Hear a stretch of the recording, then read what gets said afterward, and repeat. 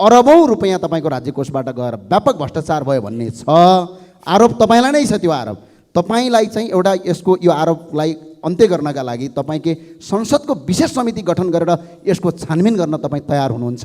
कसैले दिएको उजुरीकै आधारमा छानबिन गरेर दोषी ठहरिए म आफै जेल जान तयार रहेको कुरा पनि म यहाँहरूलाई जानकारी गराउन चाहन्छु। यी 8,460 जना लडाकु को हुन्, कहाँ छन्, उहाँहरूको नाम के हो, यसको कहीँ कतै पनि रेकर्ड आजसम्म देखा परेको छैन। यसलाई अहिले राजनीतिक आग्रह र पूर्वाग्रहका साथ उठाउने गरिएको देख्दा म आफै आश्चर्यमा पर्ने गरेको छु। सभामुख महोदय, सभामुखज्यू मार्फत प्रधानमन्त्रीजीलाई जिज्ञासा राख्न चाहन्छु।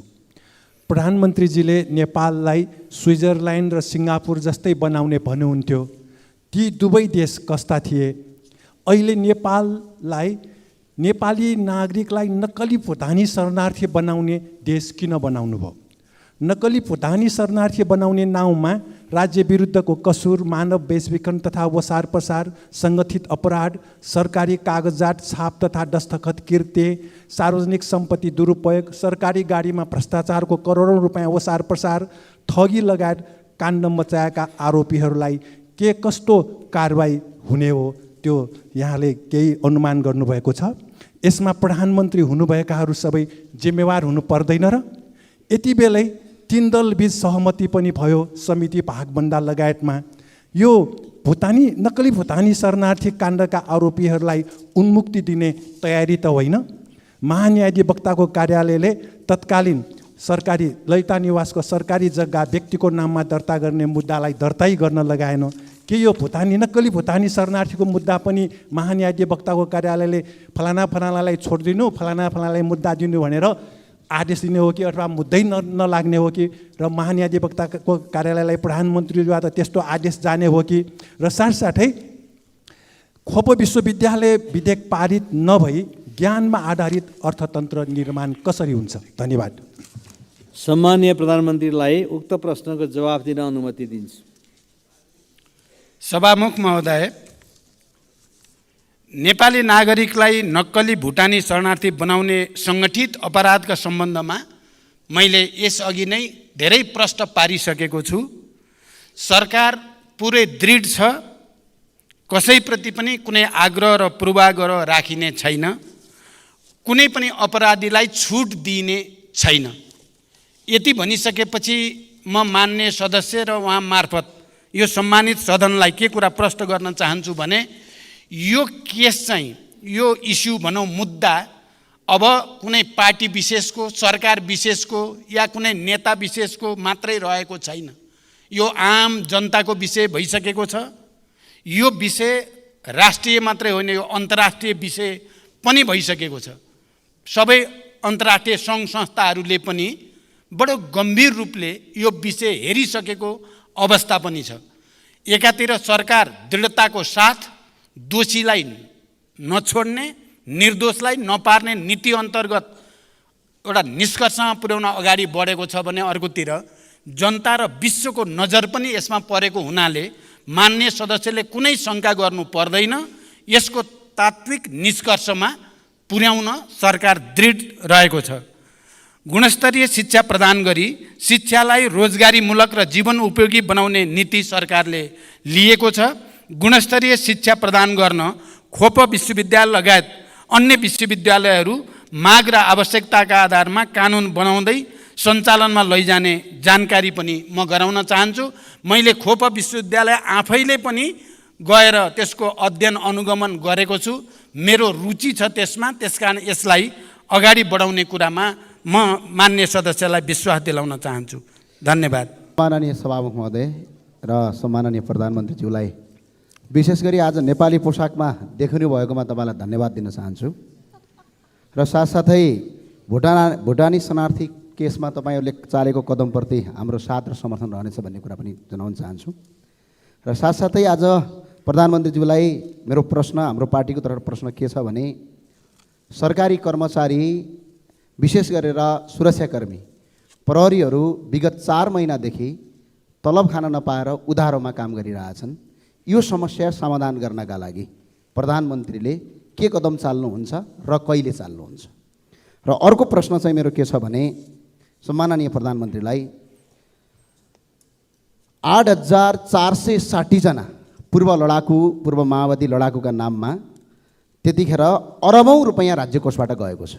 तर ती 8,460 जना लडाकु को हुन्, कहाँ छन्, उहाँहरूको नाम के हो, यसको कहीँ कतै पनि रेकर्ड आजसम्म देखा परेको छैन। र प्रधानमन्त्रीज्यूलाई एउटा अवगत गराउन चाहन्छु, स्वयं प्रधानमन्त्रीज्यूले 2064 सालमा एउटा भिडियो आयो, त्यो भिडियोमा प्रधानमन्त्रीज्यूले भन्नुभएको छ हामीसँग 7 देखि 8,000 जना मात्र लडाकु हो, तर हामी 35,000 बनाउँछौँ, बाँकी फेक बनाउँछौँ भनेर भन्नुभएको छ। र त्यो भिडियो स्वयं प्रधानमन्त्रीले चाहिँ फेक लडाकु भर्ती गरेको स्वीकार पनि गर्नुभएको छ। र साथसाथै म अहिले प्रधानमन्त्रीज्यूलाई अर्को के भन्न चाहन्छु भने त्यो 8,460 जना लडाकुको नाममा विगत करिब 5 वर्षसम्म राज्य कोषबाट अरबौं रुपैयाँ तपाईँको राज्य कोषबाट गएर व्यापक भ्रष्टाचार भयो भन्ने छ आरोप। तपाईँलाई नै छ त्यो आरोप।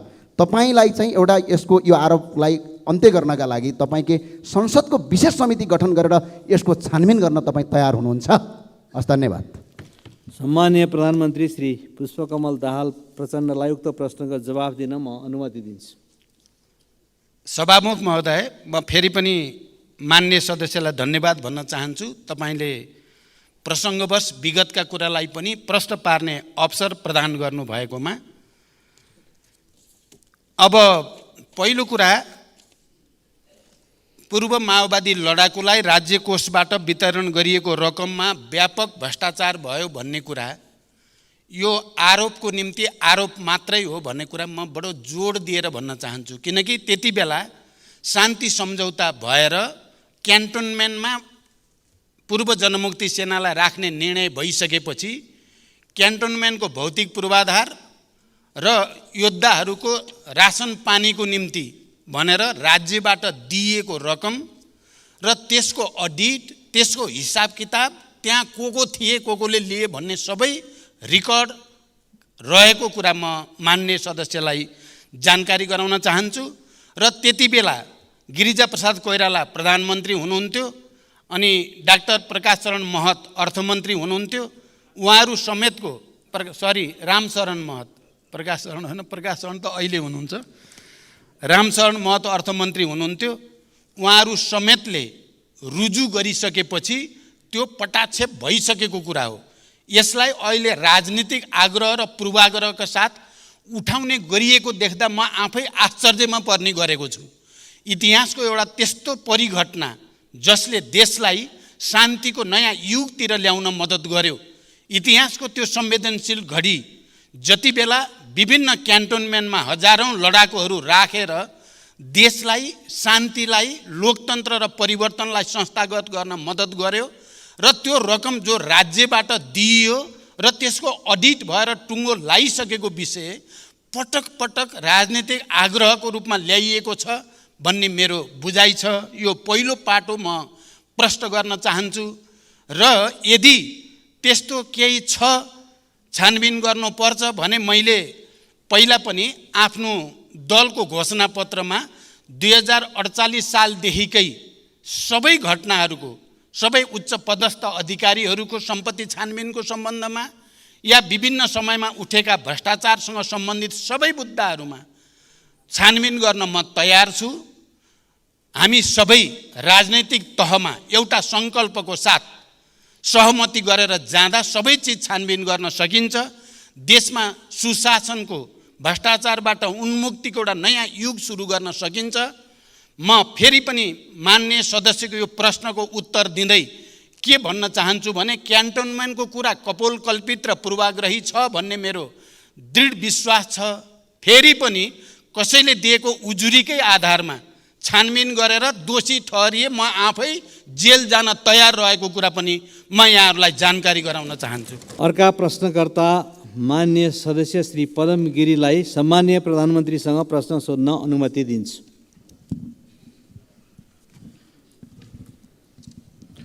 सम्माननीय सभामुख महोदय, सम्माननीय सभामुख महोदय मार्फत म प्रधानमन्त्रीज्यूलाई प्रश्न गर्नको लागि उपस्थित भएको छु। सम्माननीय प्रधानमन्त्रीज्यूलाई मैले प्रश्न गर्नको लागि एउटा प्रश्न तयार गरेको थिएँ। यही क्रममा देशका विभिन्न कुनाबाट गरिब किसानहरूले फोन गर्नुभयो। लम्पी स्किन भन्ने बिमारको कारणले हाम्रा गाईहरू धमाधम मर्न लाए।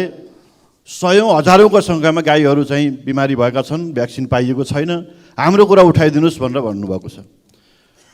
फेरि मधेसतिरबाट धेरै साथीहरूले फोन गर्नुहुन्छ, हिजो बेलुकादेखि तारन्तर फोन आएको छ। हामी हजारौँ युवाहरूले चाहिँ अहिले +2 पास गरेका नागरिकता पाएको छैन, नागरिकता विधेयक कहिले आउँछ सोधिदिनु होला भन्नुभएको छ। यस्ता धेरै प्रश्नहरूको बिचबाट म एउटा प्रश्न फेरि जुन पहिला नै मैले दर्ता गराएको थियो त्यो प्रश्न यहाँ म राख्न चाहन्छु सभा महोदय। 50 खर्ब माथिको हाम्रो अर्थतन्त्रको आकार छ, तर सङ्घीय सरकारले सञ्चित कोषमा 159 अर्बले घाटामा छ सभा महोदय। आयोजनाहरूको भुक्तानी दिन 80 अर्बभन्दा बढी बाँकी छ। करिब 60% पालिका आफ्नो स्रोतबाट प्रशासन चलाउन असक्षम छन्, तर प्रदेश र स्थानीय तहहरूले पाउने समानीकरण अनुदानमा 50% कटौती भएको छ। यस्तो परिस्थितिमा राज्यको अनिवार्य दायित्व कसरी निर्वाह गर्नुहुन्छ? म प्रधानमन्त्रीज्यूलाई म प्रश्न गर्न चाहन्छु। साथसाथै सङ्घको कोष खुम्चियो भन्दै प्रदेश र स्थानीय तहले पाउने अनुदान कटौती हुँदा उनीहरूले आफ्नो तजबिजमा बनाउने योजना र खर्चको स्रोत भर्न कसरी हुन्छ? उनीहरूले गर्नै पर्ने अनिवार्य दायित्व कसरी पुरा गर्छन्? सरकारको आर्थिक मन्दीको सामना गर्ने योजना के छ? सभा महोदय मार्फत म सम्माननीय प्रधानमन्त्रीज्यूलाई यो प्रश्न राख्न चाहन्छु। धन्यवाद। सम्माननीय प्रधानमन्त्रीजी पुष्पकमल दाहाललाई उक्त प्रश्नको जवाफ दिन अनुमति दिन्छु।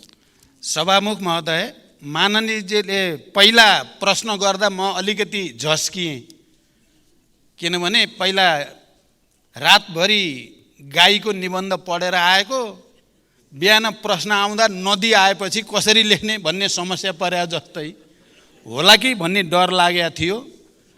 तर फेरि माननीय सदस्यले दोस्रो भागमा निर्धारितै प्रश्न सोध्नुभयो, त्यसको लागि धन्यवाद।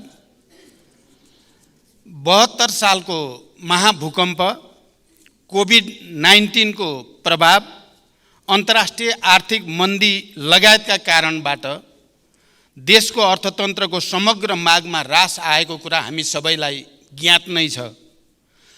तरलताको सङ्कुचन हुनुको साथै घट्दो दरमा राजस्व परिचालन भएको र पुँजीगत खर्चमा अपेक्षित सुधार हुन नसकेको अवस्था पनि हामी सबैलाई जानकारी नै छ। अर्थतन्त्रका यस्ता चुनौतीहरूलाई सम्बोधन गर्न वित्तीय, मौद्रिक र क्षेत्रगत नीति तथा कार्यक्रमहरूमा आवश्यक सुधार गरी समष्टिगत आर्थिक स्थायित्व कायम गर्न सरकार प्रयत्नशील रहेको छ। विदेशी लगानीलाई प्राथमिकता दिँदै सरकार र निजी क्षेत्रको साझेदारीमा उत्पादन र उत्पादकत्व अभिवृद्धि गरी रोजगारी सृजना गर्ने खालका कार्यक्रमहरू सरकारको प्राथमिकतामा रहेका छन्। सरकारी खर्चमा मितव्ययिता कायम गरी फजुल खर्चको नियन्त्रण गरिएको छ। सरकारले राजस्व प्रशासनलाई थप सुदृढ र चुस्त बनाउँदै राजस्वको दायरा विस्तार गर्ने र राजस्व चुहावट, राष्ट्रिय पुँजी पलायन, अवैध कारोबारलाई कडाइका साथ नियन्त्रण गर्ने नीति सरकारले लिएको छ। सरकारका यी नीतिहरूको सकारात्मक प्रभावका सङ्केतहरू पनि सबैले देख्ने गरी आएकै छन्। विदेशी लगानीलाई प्रोत्साहन र स्वदेशी उद्योगलाई संरक्षण गरी आर्थिक भार कम गर्ने नीति सरकारको रहेको कुरा पनि म जानकारी गराउन चाहन्छु। यसका साथै वित्तीय सङ्घीयताको प्रभावकारी कार्यान्वयन गरी खर्चको आवश्यकता र राजस्व क्षमताको आधारमा वित्तीय हस्तान्तरणको कार्यक्रमलाई सुदृढ गर्दै लगिनेछ। प्रदेश र स्थानीय सरकारको राजस्वको क्षमता वृद्धि गर्ने, करको दायरा वृद्धि गरी सक्षम र आत्मनिर्भर बनाउने कार्यक्रम पनि रहेको जानकारी गराउन चाहन्छु। धन्यवाद। अर्का प्रश्नकर्ता माननीय सदस्य श्री पूर्णबहादुर घरतीलाई म प्रधानमन्त्रीजीसँग प्रश्न सोध्न अनुमति दिन्छु। समय र अवसरका लागि सम्माननीय सभामुखलाई धन्यवाद। सम्माननीय प्रधानमन्त्रीज्यू, विरोध शान्ति सम्झौताको महत्त्वपूर्ण पाटो बेपत्ता पारिएका व्यक्तिहरूको छानबिन, सत्य निरूपण तथा मेलमिलाप सम्बन्धी कार्य शान्ति प्रक्रियाको 18 वर्षसम्म पनि कार्यान्वयन हुन सकिराखेको छैन। द्वन्द्वकालीन मुद्दाहरूलाई शान्ति सम्झौताको मर्म अनुसार समाधान गर्ने भन्दा पनि तत्कालीन विद्रोही पक्ष यानि कि माओवादीलाई फौजदारी अभियोग सम्बन्धी मुद्दाहरूद्वारा तह लगाउने आशयका अभिव्यक्ति र क्रियाकलापहरू सदनभित्र र बाहिर भइराखेका छन्। तपाईँ वृहत शान्ति सम्झौताको हस्ताक्षरकर्ता एवं तत्कालीन विद्रोही पक्षको सर्वोच्च कमान्डर हुनुहुन्छ। हाल तपाईँको नेतृत्वमा रहेको सरकारले यसको समाधानका लागि भए गरेका प्रयासहरू र जटिलताहरू के हुन् र कहिलेसम्म समाधान हुन्छ? धन्यवाद। सम्माननीय प्रधानमन्त्रीलाई उक्त प्रश्नको जवाफ दिन अनुमति दिन्छु। सभामुख महोदय, शान्ति प्रक्रिया र सङ्क्रमणकालीन न्याय सम्बन्धी सबै बाँकी कामहरू बृहत शान्ति सम्झौताको मर्म र भावना अनुसार समाधान गर्न सरकार दृढ र प्रयत्नशील छ। बेपत्ता पारिएका व्यक्तिको छानबिन आयोग र सत्यनिर्माण तथा मेलमिलाप आयोगको सिफारिस समेतका आधारमा जनयुद्ध र जनआन्दोलनका घाइते र अपाङ्गता भएका व्यक्तिको पुनर्स्थापना र परिपूरणको कार्यलाई प्राथमिकताका साथ अगाडि बढाइनेछ र यसै सदनमा रहेको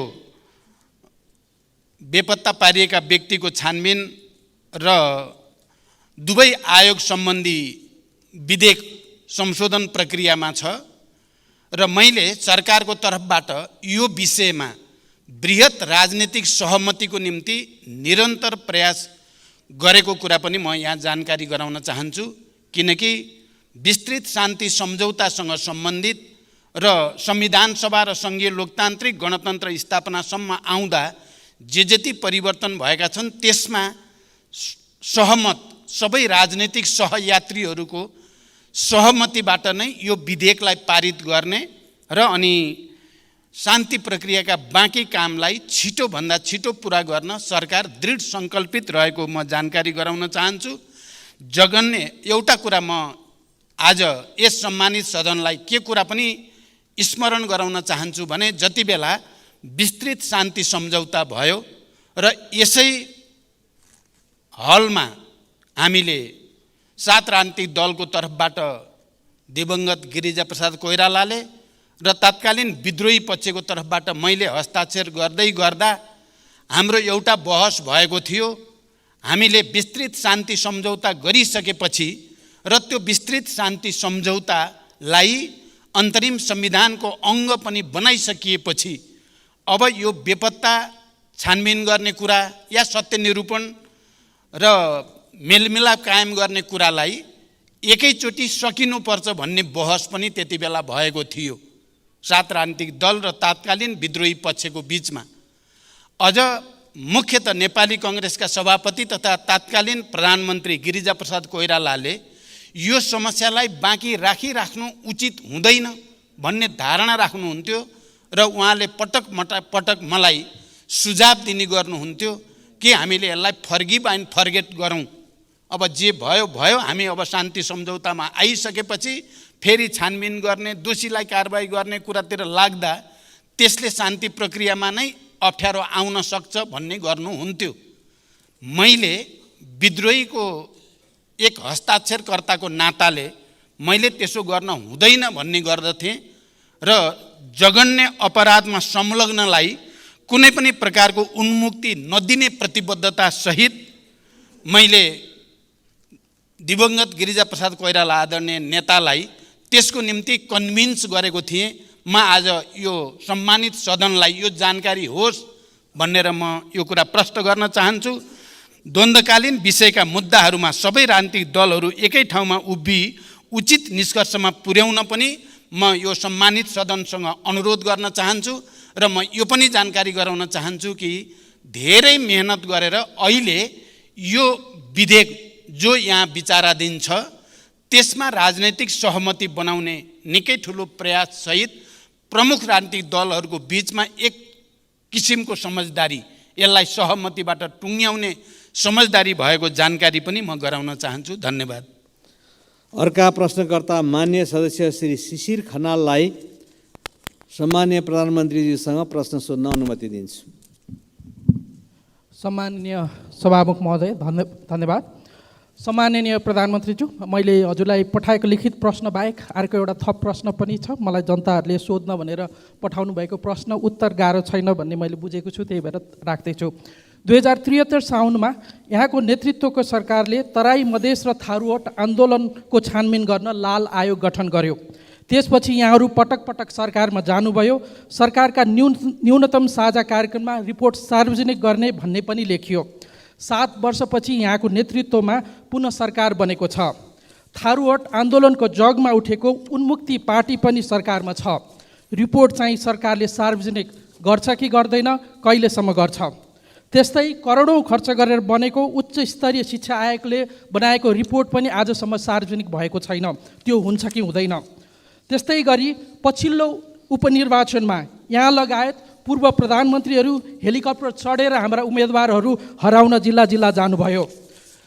गठबन्धनका उम्मेदवारलाई मन्त्री बनाउने आश्वासन पनि दिनुभयो।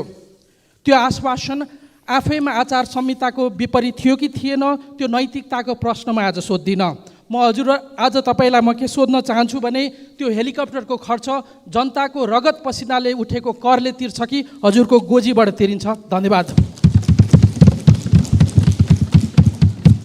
अब सम्माननीय प्रधानमन्त्री श्री पुष्पकमल दाहाल प्रचण्डलाई उक्त प्रश्नको जवाफ दिन अनुमति दिन्छु। सभामुख महोदय, म प्रश्नकर्ता माननीयलाई धन्यवाद भन्न चाहन्छु। तपाईँले धेरै गम्भीर र संवेदनशील प्रश्न अगाडि सार्नु भएको छ। यो कुरा साँचो हो कि म दोस्रो पटक प्रधानमन्त्री हुँदा थारूहट आन्दोलन र मधेस आन्दोलनसँग सम्बन्धित विषयहरूमा छानबिन गरेर रिपोर्ट पेश गर्नको लागि लाल आयोग गठन भएको कुरा साँचो हो र त्यो आयोगको प्रतिवेदन सार्वजनिक हुनुपर्दछ भन्ने भित्र पर्छु म पनि। त्यो प्रतिवेदन सार्वजनिक गरिनुपर्छ भन्ने भित्र पर्छु। तर त्यसलाई कुन रूपमा कसरी सार्वजनिक गर्ने भन्ने विषयमा छलफल हुँदै गर्दा सूचना आयोगले सर्वोच्च अदालतमा त्यो विषयमा मुद्दा दिएपछि सर्वोच्च अदालतले हाल त्यो प्रतिवेदन प्रकाशित नगर्नु भन्ने फैसला गरेको जानकारी म यहाँहरूलाई गराउन चाहन्छु। र हामी अहिले पनि त्यो सर्वोच्च अदालतको फैसलालाई कुनै किसिमले पुनरावेदन गरेर त्यसलाई खुला गरेपछि त्यो लाल आयोगको प्रतिवेदन सार्वजनिक गर्नुपर्दछ भन्ने मेरो मान्यता छ। यति भनिसकेपछि म फेरि केही कुरा के जोड्न चाहन्छु भने नेपाल सरकारले समय समयमा देखा परेका समस्याका विषयमा आयोग गठन गरी प्रतिवेदन प्राप्त गर्ने गरेको बेहोरा यहाँहरूलाई जानकारी नै छ। त्यस्तै तराई मधेस र थारूहट आन्दोलन लगायतका विषयमा समेत सरकारले आयोग गठन गरी प्रतिवेदन प्राप्त गरेको थिए। यी र यस्ता प्रतिवेदनहरू शान्ति सुरक्षा र आम नागरिकको अमन चयनका दृष्टिकोणले कहिलेकाहीँ प्रकाशित गर्न असजिलो पनि हुन सक्दछ। तर मैले यहाँ जानकारी गराइसकेँ, यो विषय चाहिँ सर्वोच्च अदालतसँग सम्बन्धित हुन पुगेको छ। प्राविधिक अवस्थाका कारणले यस्ता प्रतिवेदनको मूलभूत अंशहरूलाई बेला बेलामा सरकारले अवगत गराउँदै पनि आएको छ। देशको शान्ति सुरक्षा र अमन चयनमा खलल हुने अवस्था आएमा विषयको संवेदनशीलतालाई मध्यनजर गर्दै कुनै पनि प्रतिवेदन सार्वजनिक गर्ने या नगर्ने प्रचलन अन्तर्राष्ट्रिय स्तरमा पनि रहेको पाइन्छ। सरकारले प्राप्त गरेका यस्ता प्रतिवेदनहरू मिल्ने हदसम्म सार्वजनिक गर्दै जाने प्रतिबद्धता व्यक्त गर्न चाहन्छु।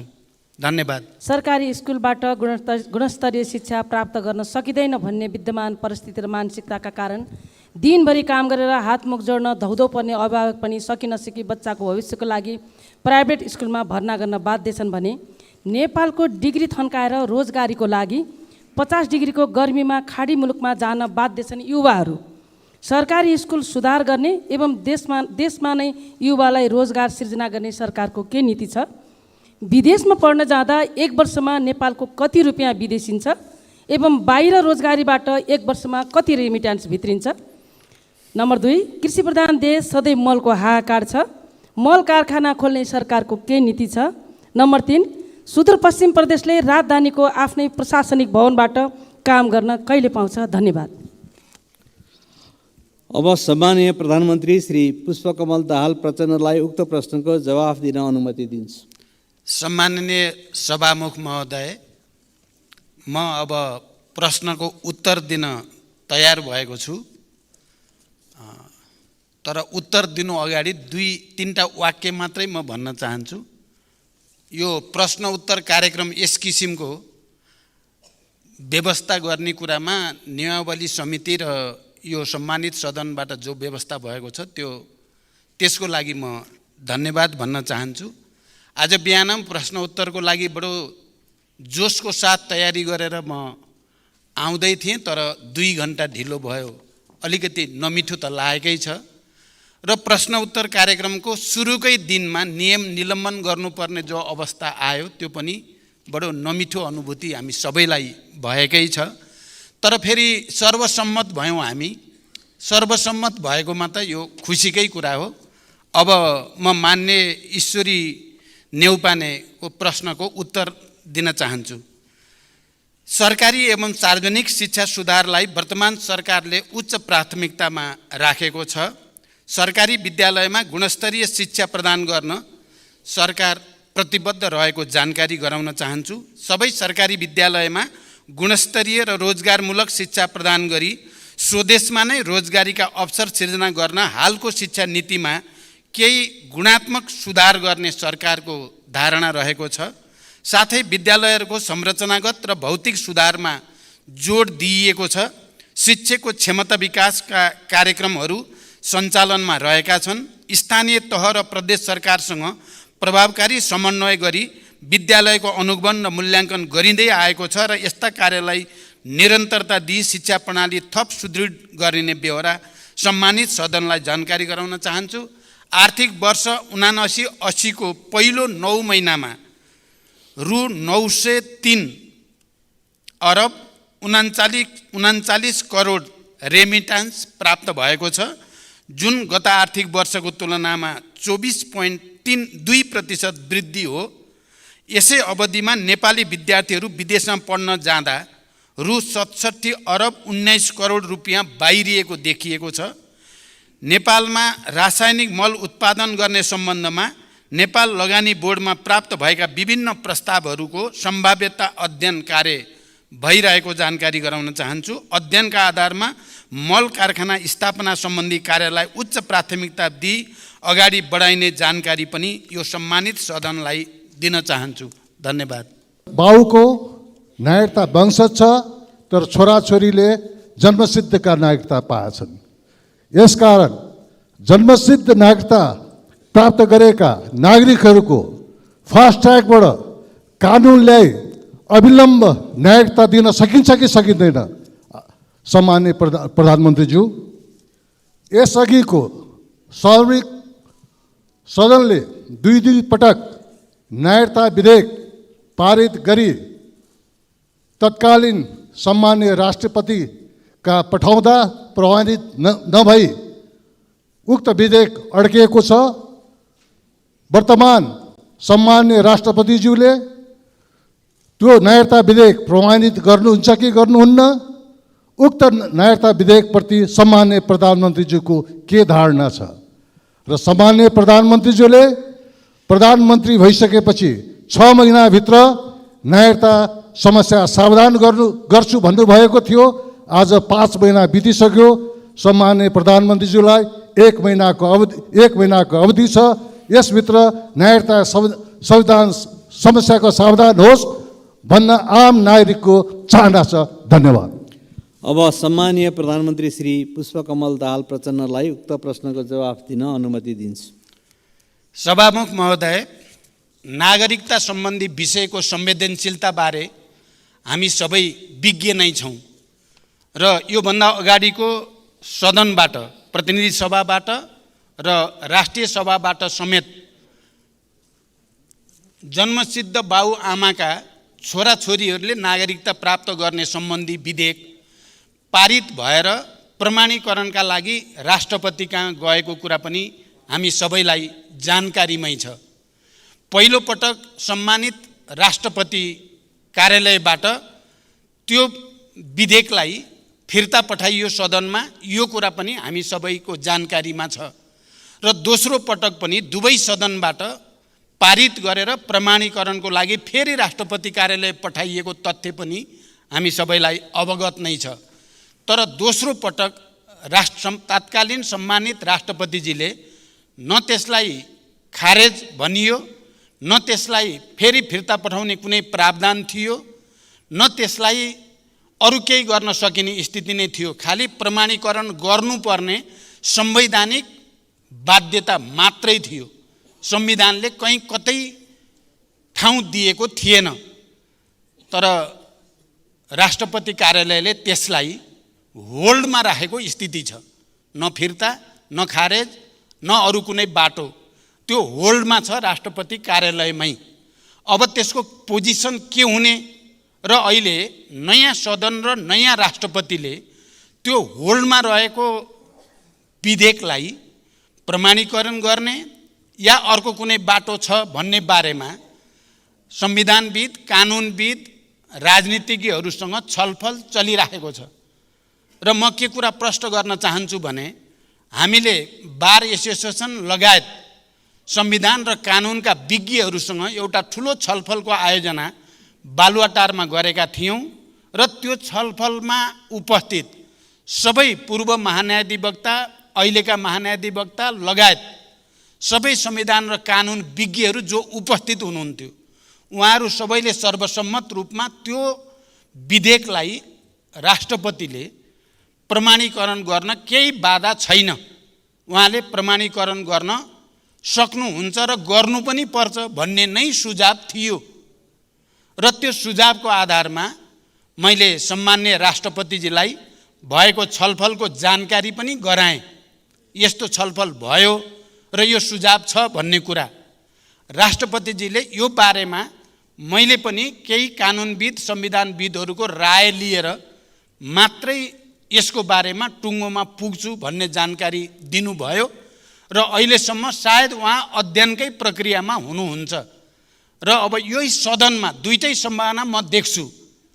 त्यहाँ उपस्थित भएको सुझावको आधारको एउटा बाटो, अर्को बाटो फेरि यही सदनबाट नै, अहिलेको यो नयाँ सदनबाट त्यसको विषयमा एउटा या त सङ्कल्प प्रस्ताव मार्फत या अरू कुनै प्रस्ताव मार्फत राष्ट्रपतिजीलाई त्यो विधेयकको बारेमा प्रमाणीकरण गर्न अनुरोध गर्ने बाटो एउटा हुनसक्छ, या अर्को क्याबिनेटबाट डिसिजन गरेर राष्ट्रपतिसँग अनुरोध गर्ने पनि एउटा बाटो हुनसक्छ। तर अब त्यो विधेयकलाई खारेज गरेर फेरि अर्को विधेयक ल्याउने बारेमा पनि मतहरू छन्। फेरि सदनमा अर्को विधेयक ल्याएर त्यो जिरोमा गयो। त्यसकारण अब त्यो जिरोमा गइसकेको विधेयकलाई, अब मृत भइसकेको विधेयकलाई जीवित मान्न सकिँदैन भन्ने मत पनि सदनभित्र पनि छ, सदन बाहिर पनि छ। त्यसकारण यो विषयमा छलफल चलेको छ। मान्य सदस्यले भने जस्तै म के ठान्छु र मेरो तर्फबाट प्रधानमन्त्रीको हैसियतले मेरो के कोसिस छ भने 1 महिनाभित्रै यसको टुङ्गो लाग्छ। धन्यवाद। अर्का प्रश्नकर्ता मान्य श्री मेटमणि चौधरीको तर्फबाट मान्य श्री शेरबहादुर कुँवरलाई सम्माननीय प्रधानमन्त्रीसँग प्रश्न सोध्न अनुमति दिन्छु। सम्मान्य सभामुखज्यूको अनुमतिले सम्मान्य प्रधानमन्त्रीज्यू समक्ष मेरो प्रश्न यस प्रकार छ। नेपाललाई भुटानी शरणार्थी बनाएर अमेरिका पठाउने नाममा करोडौँको ठगी धन्दा भएको छ। यस कार्यमा शीर्ष नेतृत्व नै संलग्न रहेको प्रमाण भेटिन थालेको समाचार सञ्चार माध्यमबाट प्रसारण भइरहेको छ। अझ आरोपित भई थुनामा रहेका व्यक्तिहरूले VVIPका निर्देशनमा भए गरिएका बयानहरू दिइरहेका छन्। खासमा यो के कुरा हो? मानौँ अहिलेका VVIPहरूका संलग्न भएको प्रमाणहरू जुट्यो भने के गर्नुहुन्छ? उहाँहरूलाई कारबाहीको दायरामा ल्याउनुहुन्छ कि हुँदैन? पहिलो प्रश्न। दोस्रो प्रश्न, यसै गरी मुलुक अहिले आर्थिक रूपमा सङ्कटग्रस्त छ। बजारमा पैसा अभावको कारण अर्थतन्त्र चलायमान हुन सकेको छैन। जनताहरूलाई छाक जुटाउन मुस्किल परिरहेको छ। यो अवस्था कहिलेसम्म रहने? समाधानको लागि प्रधानमन्त्रीज्यूसँग योजना के छ? धन्यवाद। सम्मान्य प्रधानमन्त्रीलाई उक्त प्रश्नको जवाफ दिन अनुमति दिन्छु। सभामुख महोदय, यो विषय अहिलेको सबभन्दा बढी चर्चामा रहेको र एउटा संवेदनशील विषय हो। नेपाली नागरिकलाई नक्कली भुटानी शरणार्थी बनाउने अपराधको निष्पक्ष अनुसन्धान गरी प्रमाणका आधारमा दोषी देखेका जुनसुकै तहका पदाधिकारी तथा व्यक्तिलाई कानुनी कारबाहीको दायरामा ल्याउन यो सरकारले कुनै कसर बाँकी राखेको छैन र बाँकी राख्ने पनि छैन। नेपाल प्रहरीको निष्पक्ष र व्यावसायिक अनुसन्धान कार्यमा कुनै निकायबाट पनि हस्तक्षेप भएको छैन, हस्तक्षेप गरिने छैन र हस्तक्षेप हुन दिइने पनि छैन। भ्रष्टाचारसँग सम्बन्धित अन्य प्रकरणको पनि कानुनअनुसार अनुसन्धान र कारबाही हुने बेहोरा म प्रष्ट गर्न चाहन्छु। दोषी कोही पनि उम्किन नपाओस्, निर्दोष कोही पनि नपरोस् भन्ने हाम्रो जोड रहेको छ।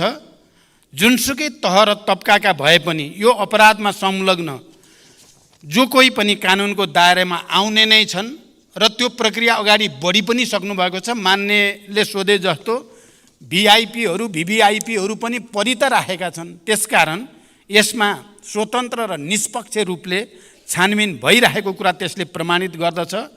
यस्ता विषयमा सरकारले कुनै आग्रह या कुनै पूर्वाग्रह नलिई निष्पक्ष, तटस्थ र व्यावसायिक छानबिन गरी अन्तिम निष्कर्ष निकाली अपराधीलाई कानुनको दायरामा ल्याउन जोड गरेको छ। प्रधानमन्त्रीको हैसियतले मैले मान्य उपप्रधानमन्त्री तथा गृहमन्त्रीलाई यसमा दृढतापूर्वक र निष्पक्षताका साथ दोषी नउम्कने, निर्दोष नपर्ने नीति अन्तर्गत अगाडि बढ्न निर्देशित गरेको छु र मैले जानकारी पाएसम्म प्रहरीले पनि स्वतन्त्र र निष्पक्ष छानबिन प्रक्रिया अगाडि बढाइरहेको छ र यो हामी सँगै सबै राजनीतिक दलहरूको निम्ति, सबै राजनीतिक नेतृत्वको निम्ति र देशकै निम्ति पनि निकै गम्भीर र संवेदनशील विषय भएको छ। यो अब हामीले उचित निष्कर्षसहित दोषीलाई कारबाहीको दायरामा ल्याएर मात्रै सुशासनको एउटा नयाँ प्रक्रियाको थालनी गर्न सकिन्छ भन्ने सरकारको विश्वास पनि छ र सरकार त्यसमा दृढ पनि रहेको जानकारी गराउन चाहन्छु। धन्यवाद। अर्का प्रश्नकर्ता मान्य श्री अनिता देवीलाई सम्मानीय प्रधानमन्त्रीसँग प्रश्न सोध्न अनुमति दिन्छु। सम्मानीय सभामुख महोदय मार्फत सम्मानीय प्रधानमन्त्रीज्यूलाई प्रश्न राख्न चाहन्छु। किसानहरूलाई धानको बिउ छर्ने समय आइसक्यो। हामी आफ्नो जिल्ला क्षेत्रमा जाँदा किसानहरूको एउटै माग हुन्छ, यसपालि पनि मल र बिउ समयमा पाउँछ कि पाउँदैनन्। किसानहरूको माग पुरा गराउन जनमत पार्टीले लामो समयसम्म किसान आन्दोलन पनि गर्यो। जनमत पार्टीका नेता कार्यकर्ताहरूले गोली समेत खाए, जेलसम्म गए। अझै अनेकौँ झुठा मुद्दाहरू किसान आन्दोलनकारीहरूमाथि लगाइएकै छ। त्यो फिर्ता लिने पहल पनि सरकारले गरेन। के यो सरकारले पनि किसानहरूलाई बेवास्ता गर्ने र किसान आन्दोलनकारीहरूलाई दमन गर्ने नीति नै लिएको हो त? धन्यवाद। सम्मानीय प्रधानमन्त्रीज्यूलाई उक्त प्रश्नको जवाफ दिन अनुमति दिन्छु। सभामुख महोदय, मान्यहरूलाई जानकारी भएकै विषय हो कि हाम्रो कृषिको उत्पादन र उत्पादकत्व मौसमी प्रणालीमा आधारित रहँदै आएको छ। किसानहरूलाई समयमा नै मल र बिउ उपलब्ध गराउन रासायनिक मल उत्पादन गर्ने कारखाना नेपालमा नै स्थापना गर्ने सम्बन्धमा गम्भीर ढङ्गले अध्ययन भइरहेको जानकारी गराउन चाहन्छु। सर्वसुलभ तरिकाले रासायनिक मल उपलब्ध गराउन रासायनिक मलमा अनुदान दिनुको साथै भारत सरकारसँग मल खरिदको सम्झौता भइसकेको जानकारी पनि म यो सम्मानित सदनलाई गराउन चाहन्छु। यस वर्ष समयमै मल बिउ उपलब्ध गराउन मैले बेलैमा कृषि मन्त्रालय लगायत सम्बन्धित निकायलाई निर्देशन दिइसकेको छु र कृषि मन्त्रालयबाट यस सम्बन्धी कार्य अगाडि बढी पनि सकेको छ। यस वर्षको नीति कार्यक्रम र बजेटमा कृषिलाई र किसानहरूको हितलाई अनि उत्पादन र रोजगारी सृष्टिको कुरालाई उच्च प्राथमिकता दिइने कुरा पनि म जानकारी गराउन चाहन्छु। धन्यवाद। अर्का प्रश्नकर्ता मान्य श्री सर्वेन्द्रनाथ शुक्लालाई सम्मानीय प्रधानमन्त्रीसँग प्रश्न सोध्न अनुमति दिन्छु। सम्मानीय सभामुख महोदय, सभामुख मार्फत मेरो सम्मानीय प्रधानमन्त्रीज्यूलाई प्रश्न छ कि भ्रष्टाचार निवारण सम्बन्धी ऐन कानुन, सुशासन अनुरूप राज्यको आचरण र सम्बन्धित निकायहरूबीच तालमेलको अभावले गर्दा भ्रष्टाचार विरुद्धका काम कारबाही यथेष्ट रूपमा अगाडि बढ्न सकेको छैन। यो समन्वय कहिलेसम्म गर्ने र कसरी हुने, यसबारे सरकारको योजना केही छ भने जानकारी पाऊँ। धन्यवाद। सम्मानीय प्रधानमन्त्रीलाई उक्त प्रश्नको जवाफ दिन अनुमति दिन्छु। सभामुख महोदय, भ्रष्टाचारलाई कुनै किसिमबाट पनि छुट दिनु हुँदैन र भ्रष्टाचार विरुद्ध शून्य सहनशीलताको नीतिको प्रभावकारी कार्यान्वयन गरी सबै प्रकारका अनियमितता, विकृति र विसङ्गतिलाई अन्त्य गर्ने दृढ इच्छा शक्तिको साथ सरकार अगाडि बढिरहेको जानकारी म गराउन चाहन्छु। अहिले यहाँ कतिपय सन्दर्भमा के भन्ने र प्रचार गर्ने पनि गरिएको छ भने यो नक्कली भुटानी शरणार्थीको इस्युलाई मात्रै सरकारले ध्यान दिएको छ कि भन्ने किसिमले प्रचार गरिएको छ। म मान्य सदस्यको प्रश्नको उत्तर दिँदै यो सम्मानित सदनलाई के जानकारी गराउन चाहन्छु भने अहिलेको सरकारले यो नक्कली भुटानी शरणार्थीको इस्यु मात्रै होइन, अन्य तमाम विगतका ठुल्ठुला घटना जो विवादमा रहे ती सबैको छानबिन गर्ने कुरा, सम्पत्ति शुद्धिकरणसँग सम्बन्धित ठुल्ठुला केसहरूलाई छानबिन गर्ने र दोषीलाई कारबाही गर्ने कुरा, अनि राजस्वमा भएका ठुल्ठुला चलखेलहरूलाई छानबिन गर्ने कुरा, अनि अरू पुँजी बजारसँग सम्बन्धित ठुल्ठुला सेटिङहरूलाई भत्काउने कुरा सरकारले सुरु गरिसकेको जानकारी म गराउन चाहन्छु। त्यसकारण यी भ्रष्टाचारसँग सम्बन्धित विषयका निम्ति आवश्यक परे ऐनहरूमा संशोधन गर्ने, आवश्यक ऐनहरू निर्माण गर्ने कुरालाई पनि अगाडि बढाउन जरुरी छ। यथार्थमा आज देश जसरी आर्थिक, राजनैतिक, सांस्कृतिक रूपले पनि गम्भीर अप्ठ्यारो स्थितिबाट गुज्रिनु परेको छ, त्यसको एउटा र भन्न सकिन्छ मुख्य कारण संस्थागत भ्रष्टाचार नै हो। चौतर्फी भ्रष्टाचार र विकृतिले गर्दा देश निकै अप्ठ्यारो ठाउँतिर जान थालेको हुनाले म यो सम्मानित सदनसँग र यसका सबै राजनीतिक नेतृत्वसँग अपिल गर्न चाहन्छु। हामीलाई अहिले एउटा अवसर छ आफूलाई सच्याउने, राजनीतिक दलहरू, यो सम्मानित सदनलाई पनि एउटा ठुलो ऐतिहासिक अवसर छ। भ्रष्टाचार र विकृतिका विरुद्ध, विसङ्गतिका विरुद्ध एउटा नयाँ अभियानको थालनी गरेर देशलाई एउटा साँच्चै लोकतन्त्र र गणतन्त्र, जनताको लागि, देशको लागि, विकासको लागि, समृद्धिको लागि, सुशासनको लागि सबैभन्दा राम्रो व्यवस्था हो भन्ने प्रमाणित गर्ने एउटा अवसर हामीलाई प्राप्त छ। यो अवसर हामी कसैले गुम्न नदिउँ भनेर म अपिल गर्न चाहन्छु। धन्यवाद।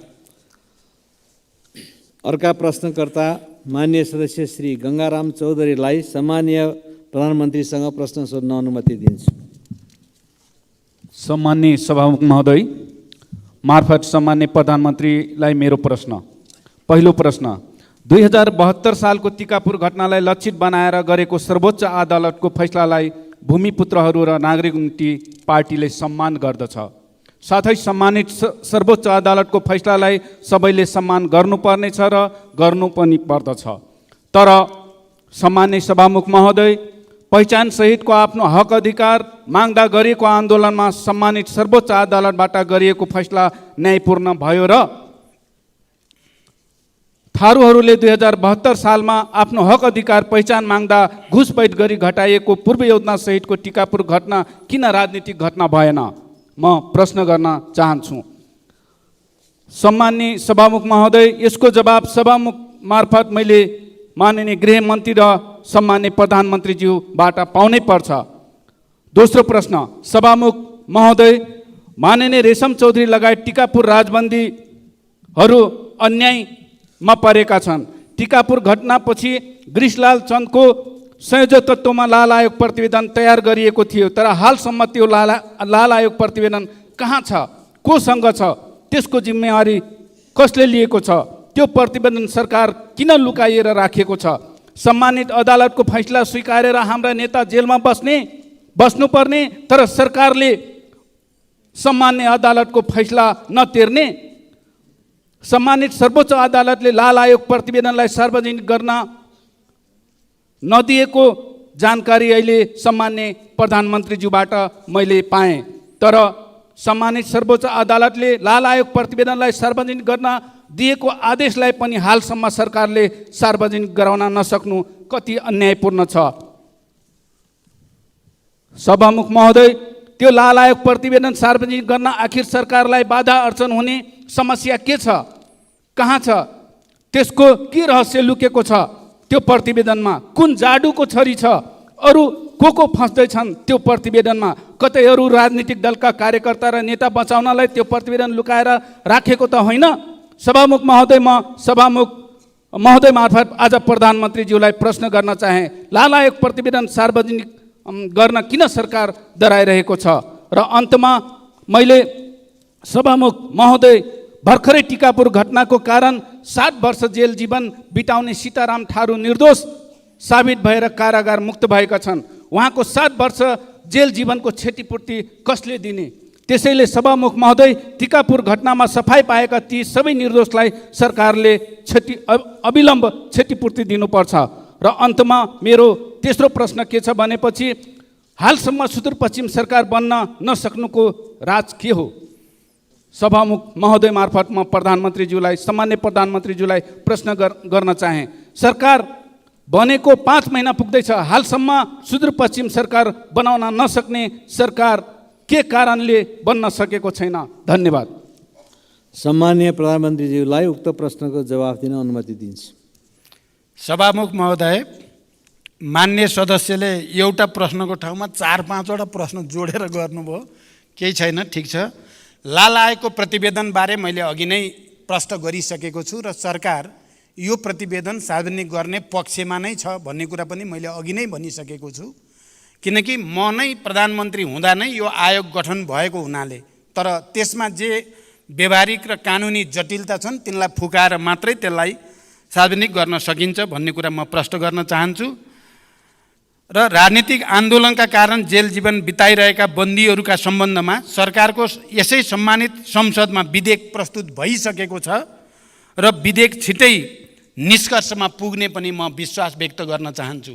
खालि थारूहट आन्दोलनसँग सम्बन्धित मात्र होइन, मधेस आन्दोलन लगायत अन्य आन्दोलनसँग सम्बन्धित बन्दीहरूको रिहाईको विषय पनि त्यो विधेयकमा रहेको जानकारी पनि म गराउन चाहन्छु। त्यो विधेयक यसै सदनमा दर्ता भइसकेको छ र हामी छिटै त्यसलाई पारित गर्दैछौँ र त्यो विधेयकको बाटो गरी अनि बन्दी रिहा गर्ने बाटो पनि हामी अगाडि बढ्नेछौँ। यो कुरा पनि म प्रश्न गर्न चाहन्छु। तपाईले रेशमलाल चौधरीको बारेमा जसरी प्रश्नसँग प्रश्न राख्नु भएको छ, म के विश्वास दिलाउन चाहन्छु भने रेशम चौधरीको विषयमा हामीले यस अगाडि पनि अध्यादेश ल्याएर भए नि उहाँलाई छुटाउने प्रयास हामीले गरेकै हो। अदालतबाट जे फैसला भए पनि छिटो फैसला होस् भन्नको निम्ति हामीले सबैतिर कुनै न कुनै रूपमा आवाज उठाएकै हो र अहिले टुङ्गिएको छ। अब यो विषयलाई कसरी समाधान गर्ने विषयमा हामी निकै गम्भीर छौँ र मलाई विश्वास छ यसको छिटै एउटा टुङ्गोमा हामी पुग्नेछौँ। धन्यवाद।